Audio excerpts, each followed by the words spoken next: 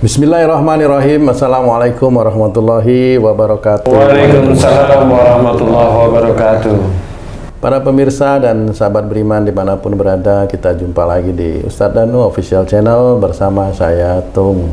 Semoga kita semua dalam lindungan Allah Subhanahu wa Ta'ala. Amin. Amin.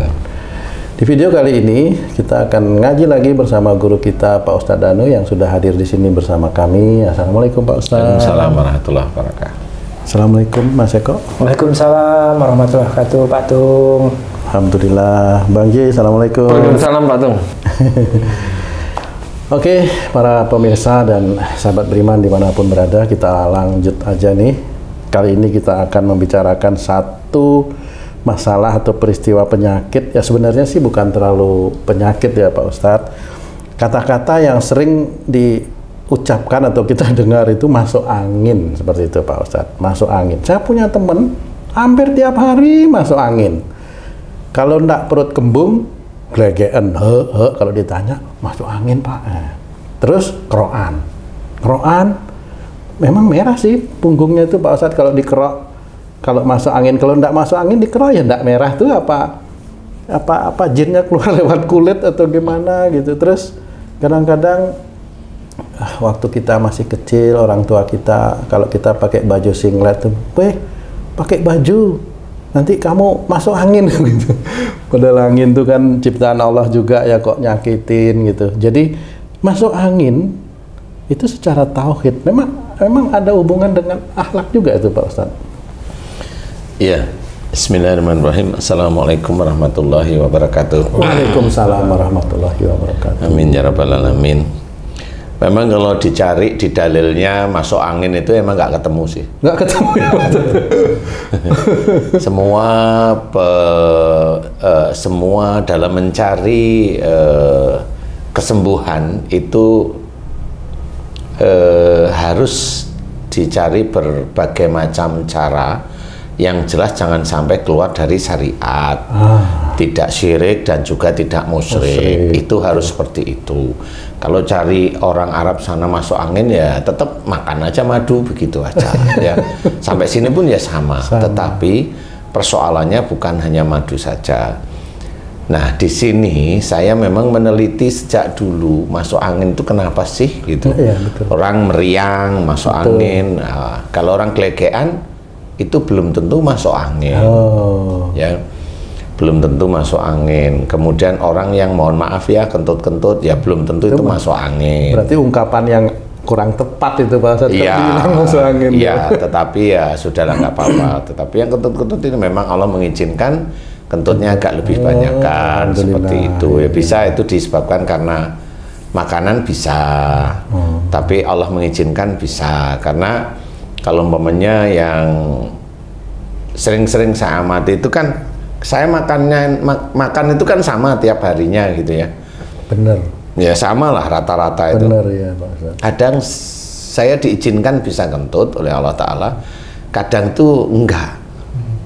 Nah itu kan menandakan bahwa makanan yang saya makan sama hampir setiap hari. Ada yang diizinkan kentut terus, ada yang kentutnya sangat jarang. Itu kan menandakan bukan dari masalah makanan. Itu saya ngujinya seperti itu. Dari masalah apa kebanyakan Pak Ustadz? Dari masalah Allah mengizinkan kentut kita aja sebenarnya. Makanya setiap kali selesai buang angin itu ya sudah disyukuri alhamdulillah karena memang Allah mengizinkan.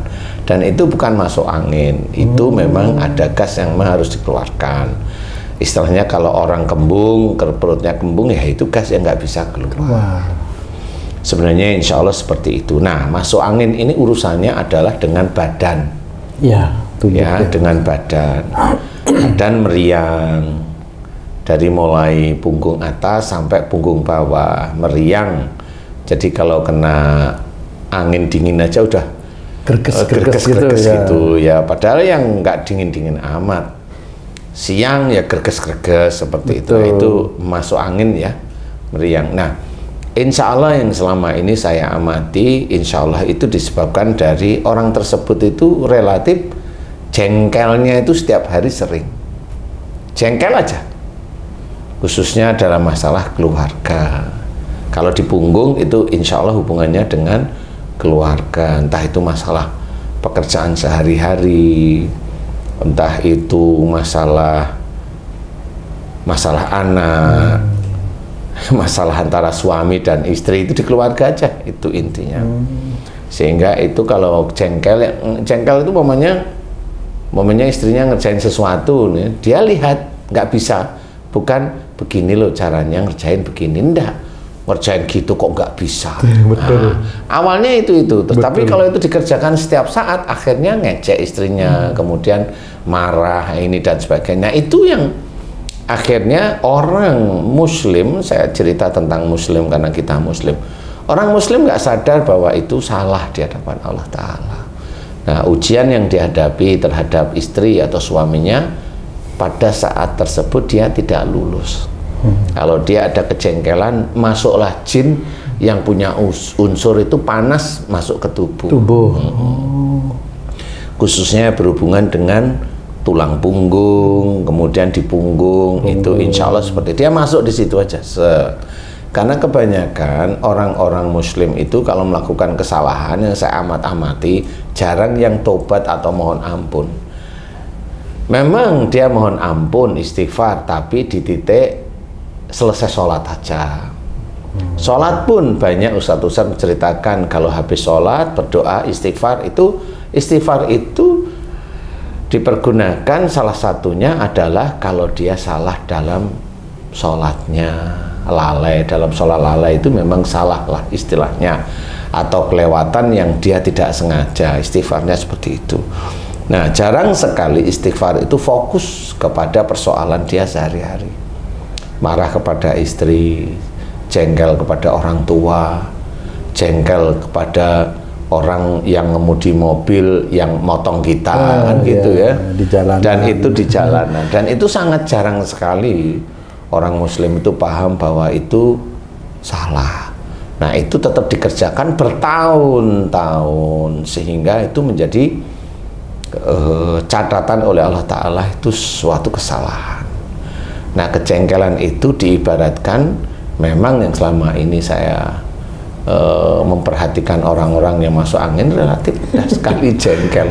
Berarti apakah itu salah kaprah sebenarnya? Bagaimana masuk angin itu kan jadi ya itu kan hanya ucapan aja. Tapi nah, nanti kalau ada orang itu tanya, oh masuk angin kok dari marah, nggak ada dalilnya. Ya cari aja dalilnya di Arab sana, memang sekolahnya ini, cari aja nggak apa-apa. Memang nggak ada kalau saya jawab. Karena apa? Di sini adalah penelitiannya adalah penelitian memang secara visual, jadi secara apa namanya, harfiah, bukan visual, maksud saya harfiah. Jadi diamati kenapa seperti ini. Nah, kalau dikerokin merah, itu memang betul pada saat dia masuk angin, jin yang ada di kulit bagian punggung itu baru bergerak begini, bergetar, sehingga kulit yang ada di punggung itu kalau disentuh dengan barang luka itu pasti biasanya menandakan mudah sekali merah atau agak-agak kebiru-biruan merah. Lebam, nah itu menandakan jin di situ itu bereaksi. Makanya kalau mamanya itu dikerokin kemudian sembuh, saya bukan persoalan sembuhnya aja. Ya Allah mengizinkan sembuh aja. Pada waktu itu. Pada waktu itu, iya. Karena pada saat dikerokin juga kadang-kadang belum sembuh juga. Kan besok juga dikerokin lagi. Iya, gitu. Makanya setiap hari kadang-kadang itu. Atau memang kalau memang itu dikerokin dengan obat gosok, itu sebenarnya jinnya juga takut, dia bukan takut, kebauan obat gosok sebenarnya. Jadi dia nggak bereaksi, terus akhirnya diem dulu. Karena besoknya 2 hari lagi keluar lagi gitu, seperti itu. Jadi intinya bahwa masuk angin itu insya Allah disebabkan karena orangnya jengkel, sering jengkel. Kalau saya bilang marah, enggak menuju ke arah marah, ya kuat ya. Tapi hanya jengkel, dikit-dikit jengkel seperti itu. Khususnya dalam keluarga, khususnya ya, insya Allah seperti itu.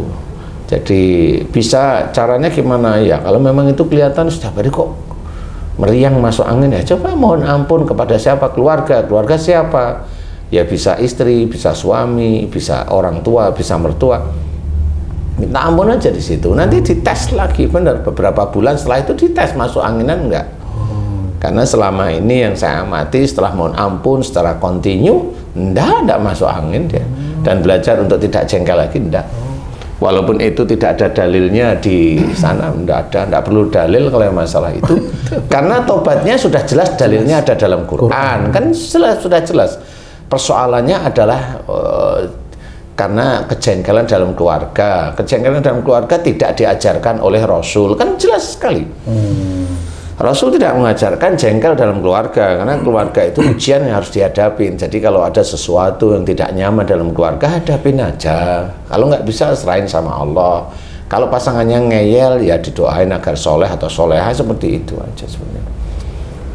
Nah, mudah-mudahan itu bisa menjadi gambaran. Jadi kalau tanya dalil, ya nggak akan ketemu. Jadi nggak benar karena memang angin akhirnya menjadi greges, itu juga kurang tepat jadinya Pak Ustadz ya? Enggak. Kalau kena hujan misalnya tuh, jangan hujan-hujanan, nanti kamu masuk angin. Itu bisa terjadi juga nggak masuk angin karena hujan itu Pak Ustadz? Sebenarnya persoalannya kalau hujan-hujanan itu bukan masuk angin. Sebenarnya kalau anak-anak itu kan rentan.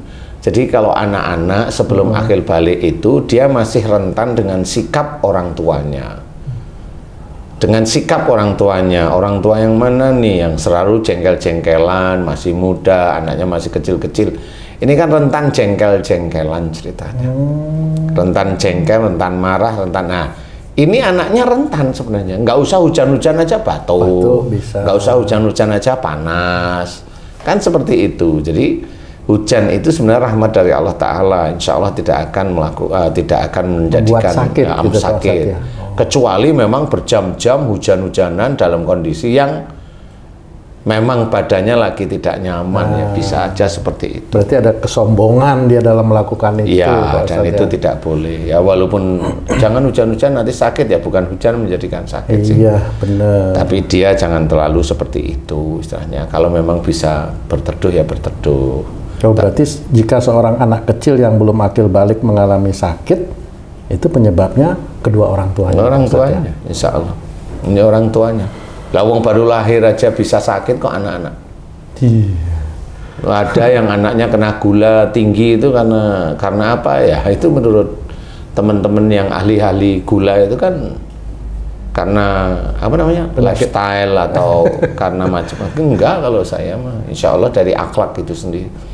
Karena apa? Karena memang akhlak itu dampaknya sangat dahsyat terhadap seseorang.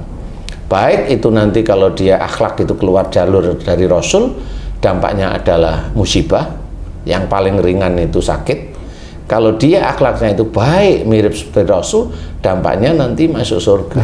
Alhamdulillah. Selain dia beriman loh ya, kalau dia nggak beriman ya, beriman itu namanya ya berarti dia muslim maksudnya. Iya, kalau dia tidak beriman ya nggak bisa. Itu dampaknya sebenarnya. Jadi dampak dua hal, kalau akhlaknya itu baik ya benar-benar baik, insya Allah masuk surga, insya Allah.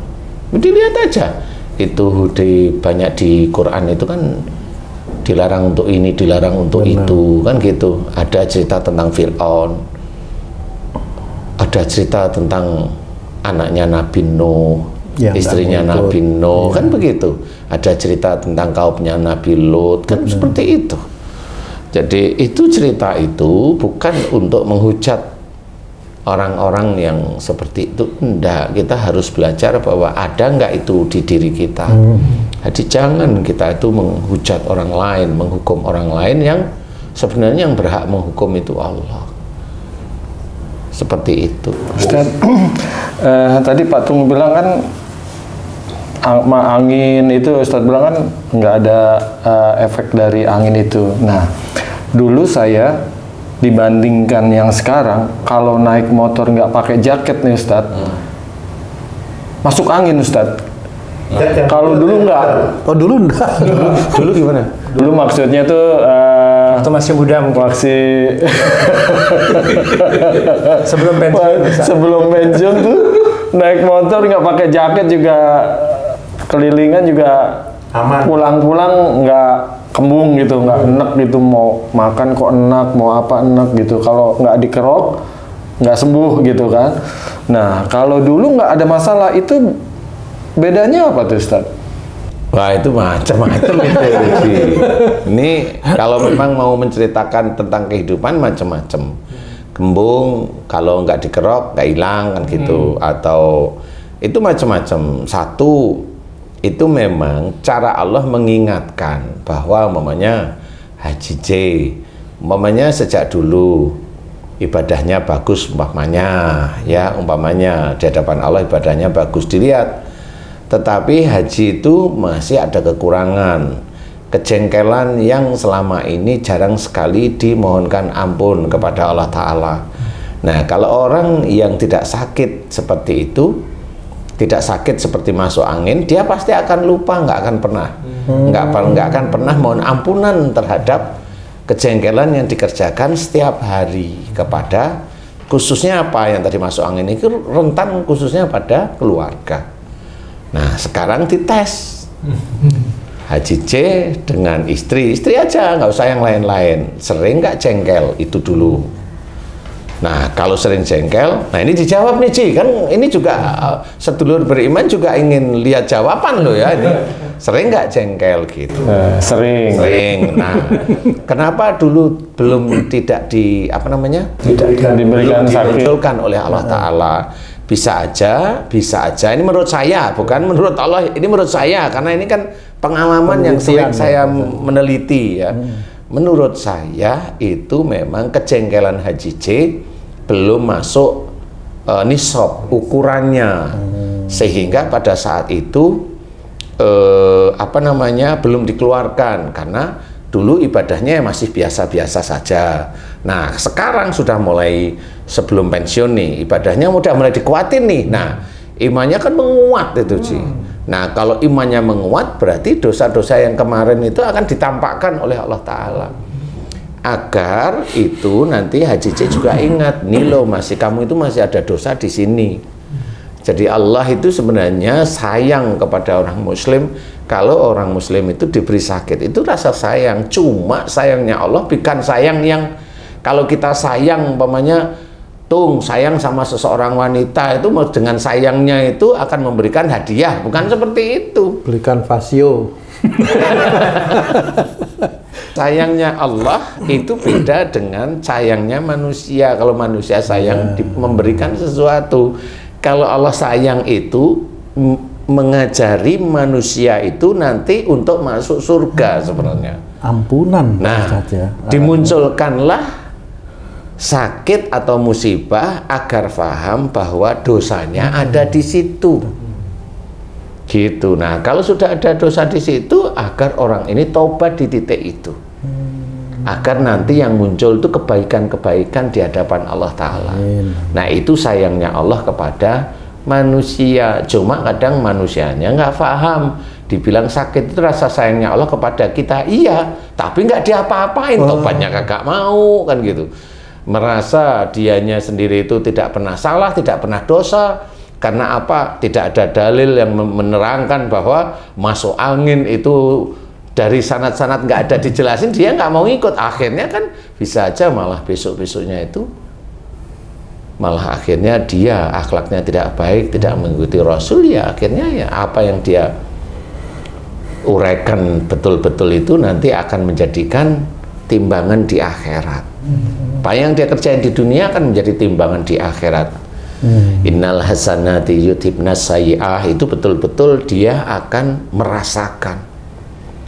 Jadi sungguhnya amal baiknya dia akan mengurangi amal buruknya, perbuatan buruknya. Nah, persoalannya itu baiknya seberapa, buruknya itu seberapa. Lah manusia itu kalau diingatkan buruknya ngeyel, marah, merasanya dia itu baik terus. Nah, seperti ini. Kan akhirnya dia nggak ngerti. Kalau mamanya dia tahu tobat itu tahu, dia tahu mohon ampun tahu, tapi kalau diingatkan salahnya ngeyel. Ya sudah, nanti dia akan merasakan. Insya Allah seperti itu, Ci. Jadi kalau Haji saat ini sudah mulai dimunculkan, nah itu berarti Allah mulai memperlihatkan sayangnya pada Haji C. Masuk angin itu ada juga nggak disebabkan oleh sihir, Ustaz? Bisa tapi tidak terlalu kuat. Karena masuk angin penyakit ringan ya. Iya kelihatan. Jadi gini, kalau ini nih cerita. Jadi bedanya sihir dengan fisik. Kalau masuk angin itu kan ngeblok satu punggung biasanya. Betul. Sampai ke ini iga-iga di sini. Jadi nggak enak lah ya umpamanya. Nah, kalau sihir itu nggak seperti itu. Oh, Tidak merata semua. Tidak merata semua. Sihir itu nitik. oh nitik. Pada satu tempat ya. Pada satu tempat. Jadi tidak semua kasus masuk angin itu dari sihir, enggak. Tapi kalau masuk angin menurut saya ya sakit biasa aja. Walaupun umpamanya Allah mengizinkan saya diizinkan mampu menyelesaikan sihir, tapi semua orang sakit belum tentu dari sihir. Makanya di YouTube ini saya cerita. Nggak semua sakit dari sihir kok. Dominannya apa Pak Ustadz? Dominannya akhlak. Karena sihir itu akan menjadi-jadi kalau akhlak orang itu memang rusak. Iya. Rusak. Jadi begitulah akhirnya sihir muncul. Ustadz, sekarang ini Ustadz, kan bicara yang masuk angin ini banyak tuh saudara sedulur beriman kita itu yang ada acara bekam, Pengobatan lah ya, pengobatan gitu. apakah itu satu, itu apa sudah betul syar'i? Dua, betul nggak sebenarnya Ustadz, kalau dibekam begitu itu anginnya keluar? Atau jinnya keluar. Kan gitu ya. Sebenarnya kalau bekam itu memang dianjurkan. Istilahnya kalau dibilang syar'i monggo lah ya. Sama seperti jarum suntik. Kalau bilang itu jarum suntik syar'i monggo lah. Ya, itu ya. Intinya adalah kita tidak boleh bahwa obat itulah yang menjadikan dia sembuh. Poin utama itu. Poin utama itu.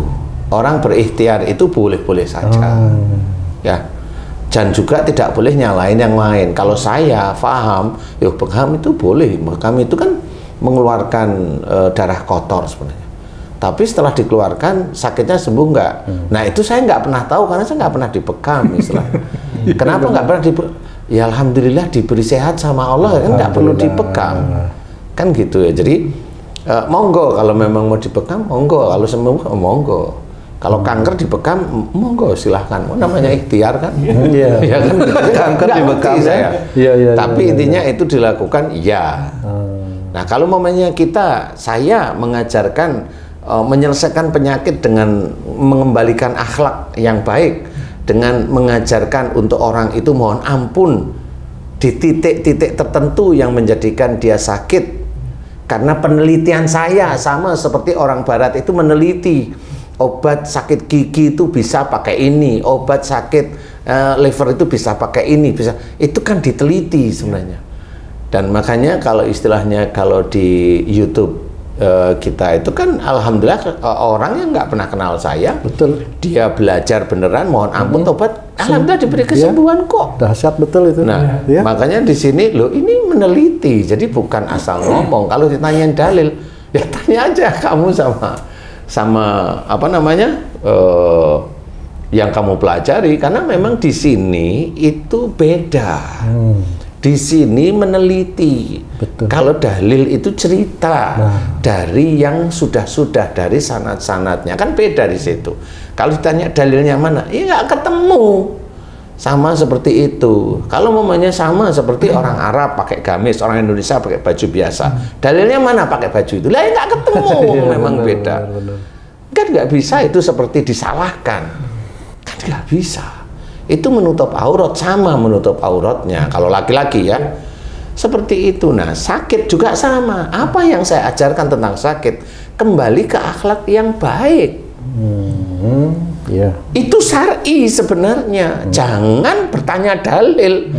Saya kembalikan kepada akhlak yang mulia, itu syar'i sebenarnya. Saya ajak untuk tobat, itu syar'i sebenarnya. Kok nggak mau? Loh kok nggak mau lah? Ya sudah monggo kan gitu. Sebenarnya ringan loh ini ya. Tinggal mohon ampun. Seperti itu ya. Insya Allah seperti inilah yang orang harus berpikir sebenarnya. Ini meneliti, ini penelitian.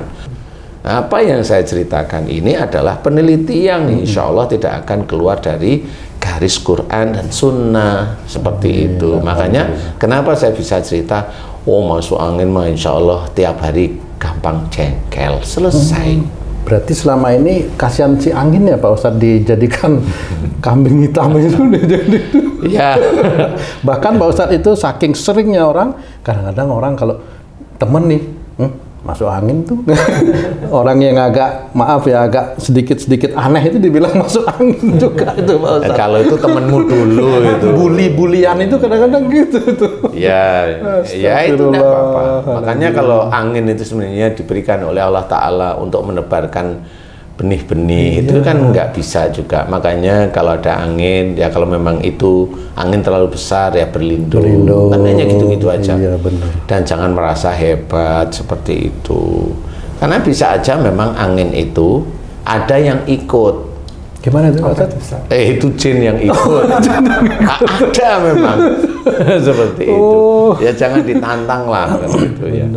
Kalau memang dari Allah ya menyebarkan benih-benih tumbuhan sehingga itu bisa manfaat untuk kita. Jadi sebenarnya kalau kita pikirkan benar-benar bahwa janganlah kita itu menggerutu tentang sesuatu yang terjadi pada diri kita, bersyukur aja ya. Termasuk kayak Haji J tadi masuk angin, ya sudah, kenapa di hari tua saya lah, ya itu tadi ya disyukuri aja, bukan masalah masuk anginnya, ya dapatnya seperti itu ya disyukuri aja dulu kan gitu ya. Karena dulu kan grundel, sudah punya pengen punya istri, sudah punya istri grundel terus. Lah mau cerita apa sih? Pembuktian. Ya, gitu. Grundel lupa kalau habis grundel itu apa namanya sih? Sulit untuk tobat, mohon ampun, nggak taunya. Oh itu grundel ya namanya. Lah iya. Bener nggak sih Cik? Iya. Perlu waktu. Perlu waktu. Baru paham Bapak. Oh iya. Insya Allah seperti itu. Allahu a'lam ya. Baik, waduh, alhamdulillah manfaat banget nih. Terima kasih banyak Pak Ustadz. Manfaat sekali nih tentang masuk angin yang sering terjadi dan beredar kata-kata itu di lingkungan kita masyarakat. Sahabat beriman, para pemirsa dimanapun berada, demikian tadi perbincangan kami dengan guru kita Pak Ustadz Danu. Mudah-mudahan ini bisa memberikan banyak manfaat untuk meningkatkan iman dan ketakwaan kita pada Allah Subhanahu wa Ta'ala. Amin. Amin. Kami pamit undur diri, sampai jumpa di video yang lain. Wassalamualaikum warahmatullahi wabarakatuh. Waalaikumsalam warahmatullahi wabarakatuh.